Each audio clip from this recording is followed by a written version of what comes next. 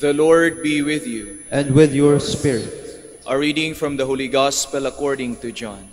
Glory to you, O Lord. Lifting up his eyes to heaven, Jesus prayed, saying, Holy Father, keep them in your name that you have given me, so that they may be one just as we are one. When I was with them, I protected them in your name that you gave me, and I guarded them, and none of them was lost, except the son of destruction, in order that the scripture might be fulfilled. But now I am coming to you. I speak this in the world, so that they may share my joy completely. I gave them your word, and the world hated them, because they do not belong to the world any more than I belong to the world. I do not ask that you take them out of the world, but that you keep them from the evil one. They do not belong to the world any more than I belong to the world. Consecrate them in the truth. Your word is truth. As you sent me into the world, so I sent them into the world. And I consecrate myself for them, so that they also may be consecrated in truth. The Gospel of the Lord. Praise to you, Lord Jesus Christ. Please be seated.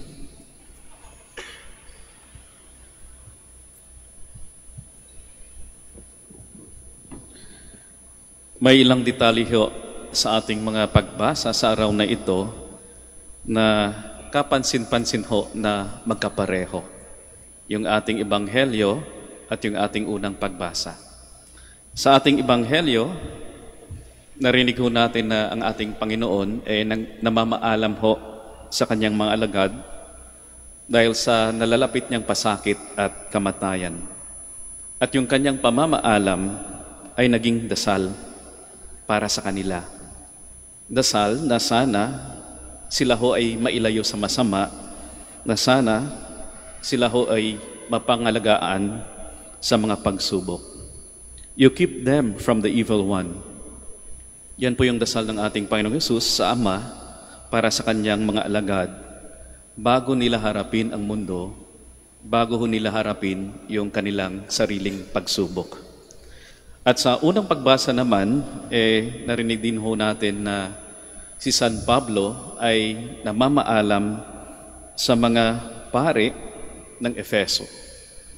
At ipinagkatiwala niya sila sa Diyos sa gitna ng kanilang pagsubok. Sabi ni San Pablo, savage wolves will come along, and now I commend you to God.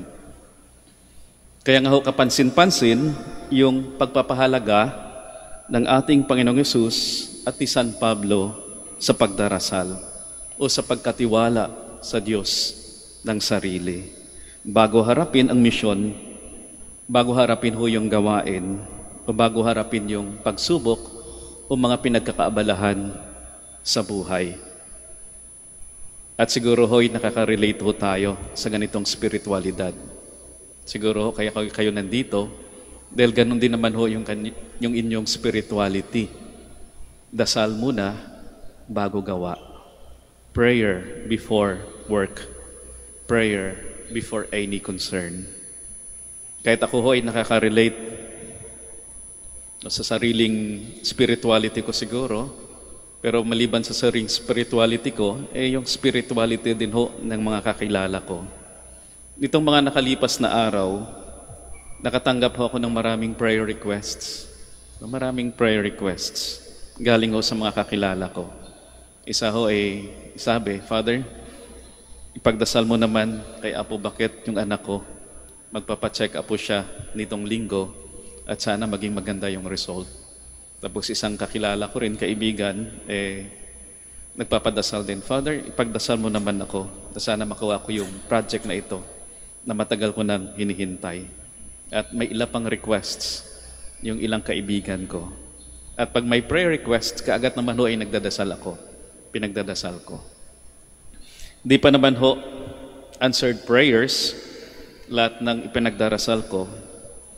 Pero ako ho'y natutuwa dahil ang mga kakilala ko ay binibigyan ho halaga ang pagdarasal sa gitna ng isang pangangailangan, sa gitna ng isang pagsubok. Nakakatuwa ho na inuuna ho nila yung dasal bago gawin yung isang bagay. Prayer first before work or any concern.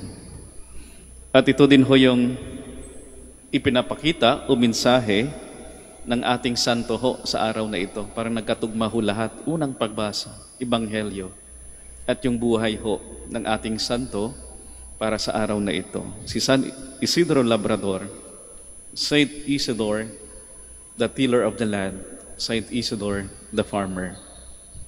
May kwento ho, no, isa sa mga parang milagro ni San Isidro. No, minsan daw, nireklamo siya ng mga kasamahan niya sa trabaho, na kapwa magsasaka. Nireklamo siya na palagi hong late sa Saint Isidore. Kaya, nung nalaman ng amo na palaging late si San Isidro, siya ho'y nag-imbestiga. Inalam ho niya kung bakit late palagi si San Isidro. At napag-alaman ho nung amo na bago ho pala magtrabaho si San Isidro, siya muna'y nagsisimba, no? Sa isang simbahan sa Madrid. At nagdarasal. Magkatapos ng misa ay magdarasal pa si San Isidro, kaya nalilate. Pero napag-alaman din ho nung amo na habang nagdarasal si San Isidro, meron ng isang anghel na nag-aararo ng lupa para sa kanya. At ipinapakita ni San Isidro na kapag maayos ho yung ating buhay spiritualidad, nagiging maayos din ang mga bagay-bagay o yung mga pinagkakaabalahan natin sa buhay. If we have our spiritual self in order, our earthly commitments will fall into order also. Naalala ko tuloy yung isang advice na hindi ko makalimutan sa isang nakakatandang pare nung kami nobisyo dito sa Manawag. Sabi ho niya sa amin, if you want your religious life to be well, work hard and pray harder. Work hard and pray harder. Siguro nga ho, ewan ko kung sumasang-ayon ho kayo, na yung taong tunay na badasalin, na yung taong buo na ipinagkakatiwala yung sarili sa Diyos, ay yung taong mas mapayapa, ang taong mas maayos ang buhay. Sa gitna ng maraming pinagkakaabalan sa buhay, sa gitna ng mga pagsubok. Kaya nga kapag lumalab na yung ating pagdarasal, mas makikita ho natin yung buhay na isang malaking pagsubok. At mapapansin din ho natin na tila lumalayo ho tayo sa grasya ng Diyos. Medyo hindi naman bago yung paalala sa atin, pero maganda na pinapaalala pa rin sa atin paminsan-minsan, na magandang paalala ho sa atin na bigyan ho natin palagi ng kahalagaan ang pagdarasal. Kahit minsan unanswered prayers. Lord, minsan kahit napapansin natin, Lord, bakit parang hindi mo pa rin sinasagot yung mga dasal ko? Dasal pa rin. Patuloy pa rin sa pagdarasal. Kahit na minsan siguro, unanswered prayers, yung mga hinihingi natin sa ating Panginoon, sa Diyos. Bigyan ho natin palagi ng kahalagaan ng pagdarasal, lalong-lalo na ho sa ating pamilya. Dasal pa more. At sa ating pagdarasal, sana ho ay maging inspirasyon at konsolasyon ho natin na ang ating Panginoon ay nakikiisa ho sa ating pagdarasal. Kung tuusin, parang bago ho, no? Napansin ho natin, bago pa ho magdasal yung kanyang mga alagad, na yung ating Panginoon ay ipinagdadasal na sila. Sana maging konsolasyon ho natin yan sa ating pagdarasal. Na yung ating Panginoon nakikiisa ho sa ating mga dasal para sa ating kabutihan, para sa ating kapakanan.